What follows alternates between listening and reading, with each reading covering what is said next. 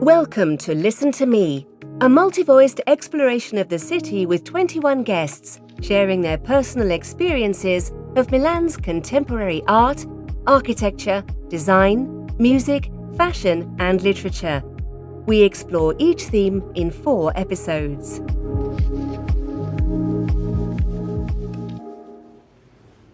Mi piace questa casa museo. I like this house museum because I got the feeling when I went in and saw the rooms that someone had been living there a moment before.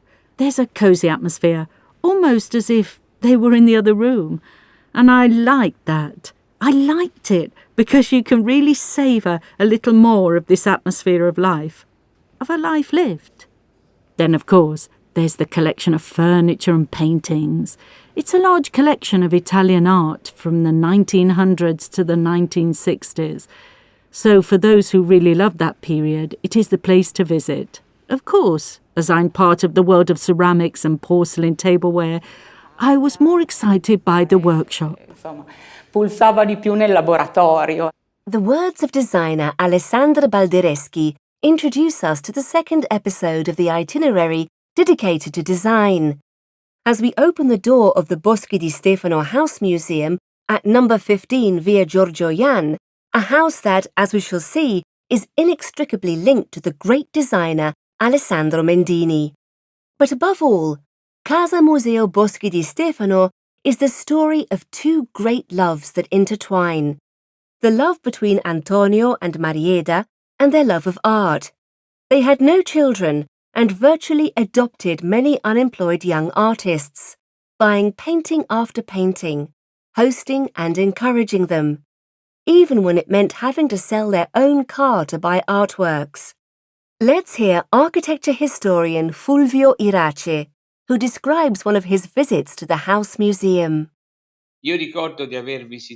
I remember visiting this house in the early 80s, when it was still owned by the Mendini family and hadn't been donated to the city yet. It had an incredible effect on me because, I don't know if everyone, but maybe some of our listeners will definitely have been to London and seen one of the most famous house museums, the home of architect John Soane. It's a labyrinthine, extraordinary house, which is the tomb of the pharaoh of collectors, so to speak, with collections overflowing everywhere. And Casa Boschi Di Stefano looked like this, obviously with a very different form, but quite a similar meaning. Now we see it in a version that's been slightly polished, so that the public can visit, but imagine, even some of the doors in the house, the bathroom doors, like its counterpart in London, were lined with paintings hung opposite the 2 walls of the door. So there was a total invasion, let's say, of art objects and paintings. You couldn't see the walls anymore, and the art had become a kind of graffiti that seemed continuous, which also created a very, very special effect on the space. You couldn't not be struck by it. Now, again, we're seeing a more normalized version, so that people can walk through it, but I still think it has this charm. Today, those works have helped create the Museo del Novecento, the museum of the 20th century, and can still be seen in the Boschi Di Stefano apartment on the 2nd floor. But that's not all. On the ground floor, there's also Marieda Di Stefano's personal kingdom, as design expert Anty Pansera tells us. On the ground floor, there's Marieda's ceramic workshop. First and foremost, it was her atelier, where she made these big archaic figures, which all need to be rediscovered in some way, but which are really important. And then it became a very popular school, recognised by Milan and its institutions. It was an incredibly popular and important school that joined other ceramic design schools like the Cova in Corso Vercelli. So Marieda Di Stefano was not only a collector, but also a dedicated artist and teacher. The school she founded was active until a few years ago and has not been touched since it closed. Entering it is an exciting experience. The school looks ready to come back to life at any moment, as if teachers and students were just taking a break and could come back to carry on with their work at any time. The aprons hanging up, the unfinished pieces and the dirty tools. Everything suggests creativity that doesn't want to end. Right at the entrance to the home on the ground floor, surprisingly, there's a large armchair. It looks comfortable, but in fact it's completely unusable because it's made entirely of marble. It's the Proust armchair, the work of Alessandro Mendini, the famous designer. This is how Chiara Alessi explains it. Mendini was a great provocateur, but always had a very subtle way of doing things. He had a kind of gaze, a vision, that went beyond mere whim. There's always a kind of dramatic spin-off, right? So, for example, the Harlequin figure that always fascinated him so much, that he chased all his life until he himself became Harlequin, is a really colourful, energetic and lively commedia dell'arte character. But Harlequin is also a tragic figure, a person who's manipulated, a prisoner of himself and his masters. And I think that his products, his armchair, reflects this a little bit. This kind of relationship between a more playful, sarcastic aspect and a more deadly counterpart.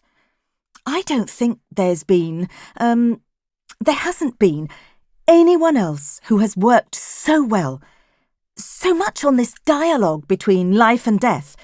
I mean, between the project as vitality and the project also as closure, like a kind of monument. There you go, a monumental project. Progetto monumentale. But why is there a work by Alessandro Mendini in Antonio and Marieda's world of contemporary art? Because Alessandro Mendini is Marieda Di Stefano's nephew. He grew up in this house and drew his first inspirations from it, becoming one of the most original interpreters of 20th century Italian design. Let's hear from Chiara Alessi again. Mendini had this extraordinary ability to draw thought. I mean, to give a graphic form to a mental structure and make it immediately perceptible. And he says that his aunt and uncle, Boschi, were extraordinary art collectors and travelled around the world. There are interesting passages in his writing where he says that they would come home with a Morandi that was just painted, rolled up, and then Morandi, Fontana, Carrà, Savigno and Martini really became part of the most important art collection. They collected 200 works at one point. His uncle also played the violin and taught Alessandro to play the violin too. He says, "I grew up under this table, which was a Rococo and yet also somehow Byzantine table. Perhaps, in some way, all this great attention that Alessandro Mendini devoted throughout his life to surfaces, decoration and colour came from this world, which is definitely a strict, austere, hostile world, right? It probably wouldn't be anything but for a child. And yet, at the same time, it is a world that confronts him in his dreams. Falling asleep under a Savigno, under a Carrà, it's only natural that a child will have that image imprinted on him, imprinted forever." Impressa per sempre. Casa Museo Boschi Di Stefano is located just a short walk from the stop Lima on the red metro line M1. That's the end of our episode, but don't take your headphones off yet. In the next episode, we'll lead you on a discovery of another of Milan's splendid house museums, the Museo Poldi Pezzoli. To find out more about the architectural features of Casa Museo Boschi Di Stefano and its brilliant architect Piero Portaluppi, we recommend you listen to the Listen to Me series on architecture. To listen to the next episodes, follow us on your favourite podcast platforms or visit www.casemuseo.it, where you can also buy the Casa Museo card to visit the Poldi Pezzoli Museum, the Bagatti Valsecchi Museum, and Villa Necchi Campiglio at a discount price. The Boschi Di Stefano House Museum is free to visit.